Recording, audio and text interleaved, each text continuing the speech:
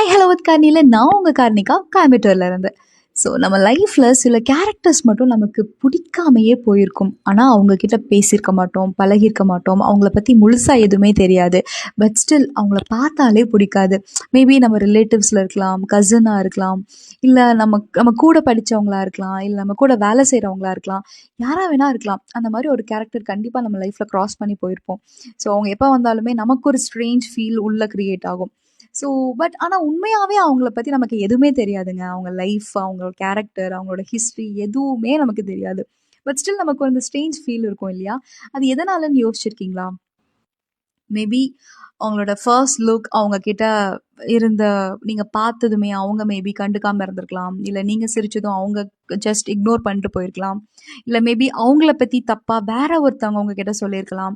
So அது அப்படியே நம்ம மனசில் பதிஞ்சிருக்கும், இவங்க இப்படி தான் போல அப்படின்னு சொல்லிட்டு. And maybe the attitude, the way they talk, so இதெல்லாம் வச்சு வந்துட்டு நம்ம ஈஸியாக வந்துட்டு ஒரு ப்ரீ ஜட்ஜ்மெண்டல் கொடுத்துருவோம், இவங்க இப்படி தான் அப்படின்னு சொல்லிட்டு. ஸோ ஆக்சுவலாக சம்டைம்ஸ் சில பேர்கிட்ட பழகி பார்த்தா தான் தெரியும் அவங்க எப்படிப்பட்ட பர்சன் அப்படின்னு சொல்லிட்டு. பட் நம்ம நிறையா டைம் அந்த சான்ஸை மிஸ் பண்ணிடுறோம். ஒருத்தங்களை பற்றி முழுசாக தெரியாமல், அவங்களோட கேரக்டர் என்ன, அவங்க எப்படிப்பட்ட பர்சன் எதுவுமே தெரியாமல் we are just coming to a conclusion இவங்க இப்படி தான் சொல்லிட்டு. அது எவ்வளோ பெரிய தப்பு தெரியுமா? ஸோ அதனால் நிறைய குட் ஹார்ட் பீப்புளை நம்ம மிஸ் பண்ணுறோம். அவங்க கைண்டாக இருப்பாங்க, ரொம்ப நல்லவங்களாக இருப்பாங்க, மேபி அவங்க இன்ட்ரோவர்ட்டாக இருந்திருக்கலாம். ஸோ இதெல்லாம் தாண்டி நம்ம ஒரு விஷயத்த யோசிக்க மாட்டோம் அந்த மொமெண்ட்டில். ஸோ இனிமேல் நீங்கள் அப்படி யாரையாவது ஜட்ஜ் பண்ணுறீங்க அப்படின்னா ஜஸ்ட் ஸ்டாப் டூயிங் தட்.